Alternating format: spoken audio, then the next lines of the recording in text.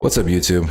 It's Elijah the Hero, and today we're back with another Gotham Knights video. It's basically going to be a skill tree breakdown. IGN first again, getting a lot of information about this game thanks to IGN, so appreciate them, and can't wait to see what they got in store. Let's see what this is hitting for.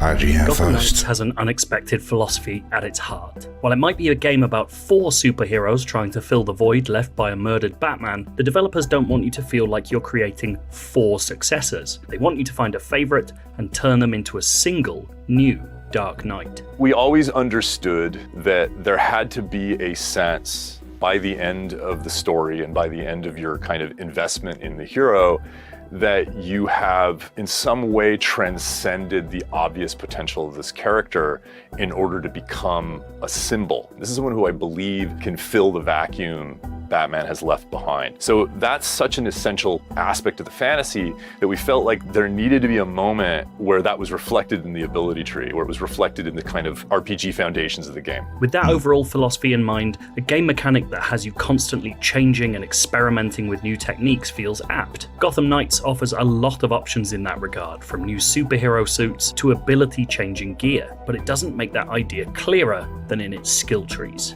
The main abilities that you see on the ability tree are abilities that you unlock after you've earned ability points. And that's something that's a natural function of leveling up in the sort of standard RPG way. You get XP, you level up, you get some ability points, and there's, dependencies and prerequisites like you would normally see in an action RPG, but that is the gating mechanism for those abilities. You're spending points, you're deciding where you want to spend them. Of course, with 4 different heroes, you're likely to want to experiment, and the game accounts for that without feeling like you're leaving anyone behind while not playing. Okay, that's cool. Obviously, we're a multi-protagonist game, and we expect that a lot of players are going to kind of identify fairly quickly that, okay, I like this hero, this character matches my style of play, I'm invested in their progression and in their evolution, I want to play that character for a long time. That said, there's 3 other heroes that you may decide at some point it would be interesting for you to try, and that you want to be able to jump into playing without feeling like you're being penalized or need to go back and redo a whole bunch of work in order to kind of get them advanced. So then what happens is, if you decide to switch characters, basically you now have a kind of surplus of ability points that you can go into the menu and spend. You'll sit there, you'll allocate them, you can look at the whole ability that's tree cool. and decide Cross progression. what you want to have access to. The skill trees themselves are made up of a mix of ability or stat-changing upgrades, but the paths they take you down are purposely varied, allowing you to build different versions of the same hero. Batgirl can specialize in one-on-one melee combat, but she can also focus on hacking abilities or survivability. Nightwing can build on his acrobatics, but can also offer massive buffs for co-op play. Robin can improve on his preternatural talents for stealth, but he could equally work on tech that helps provide decoys or enhance elemental effects. And in this footage, we're showing off all of Red Hood's trees in their totality. So the marksman tree is kind of self-explanatory. It's really about dealing more damage at range. That skill tree focuses mostly on damage per second and rewards for shooting and rewards for taking the time to use precision aim. The brawler skill tree is about melee combat, but more importantly, it's about powering up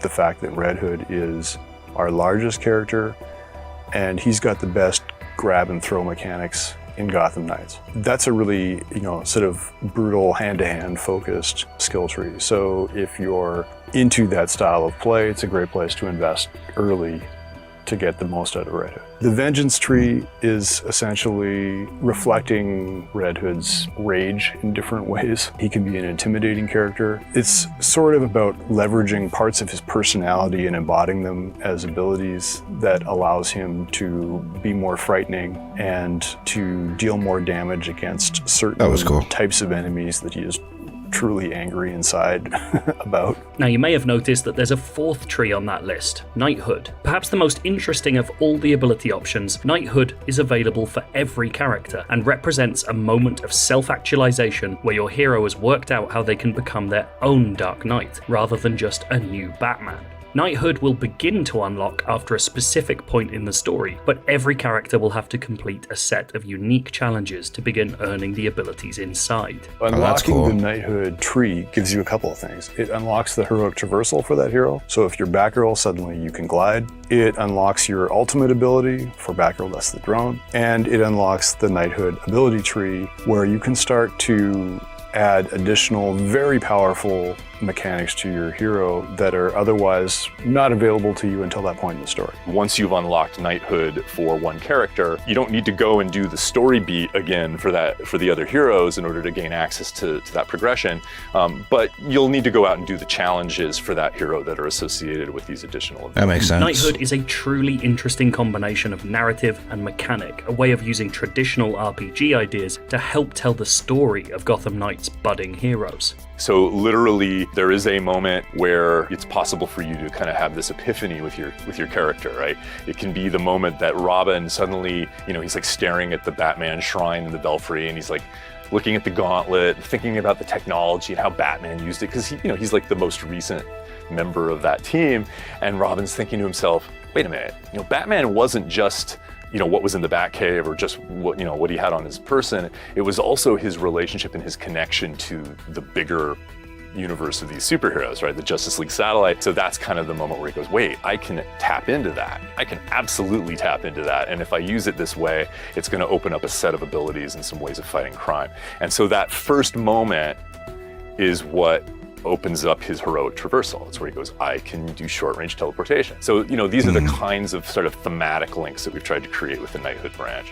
And alongside all of these skill trees is another menu of unlockables, momentum abilities. These amount to special attacks that can be assigned to specific button combos. Many of the momentum abilities tie into the skill trees, but they're earned differently.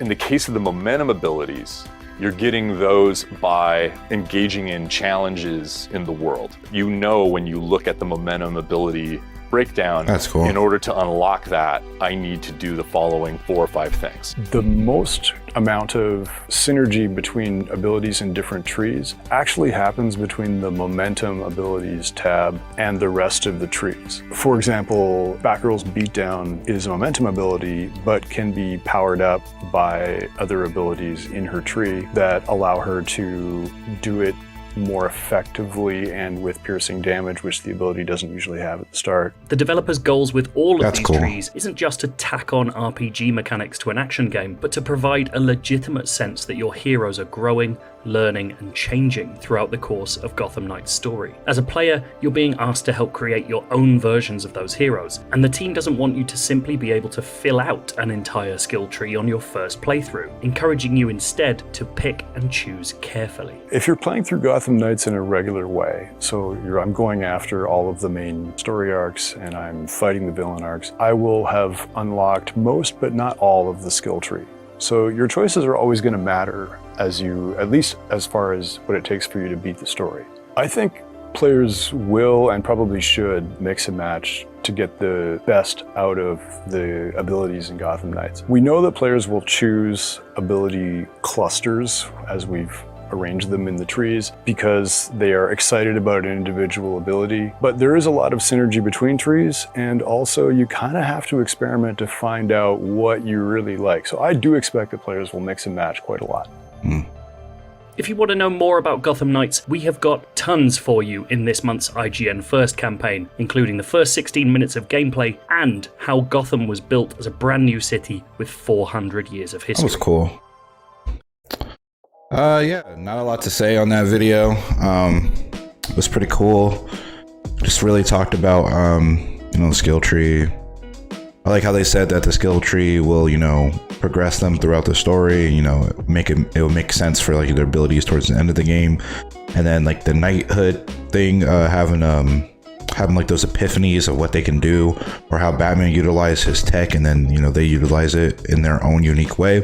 That was pretty cool. This was a chill one. Not a lot of new footage or new gameplay, but it was pretty cool. I'm excited to see what they got next. Let me know what you think.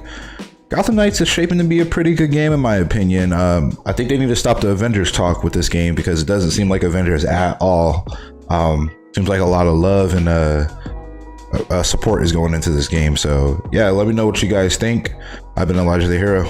Peace. Thanks for watching the video. Like, comment, and subscribe. Push the notification bell to be notified for new videos. And remember, have a great day.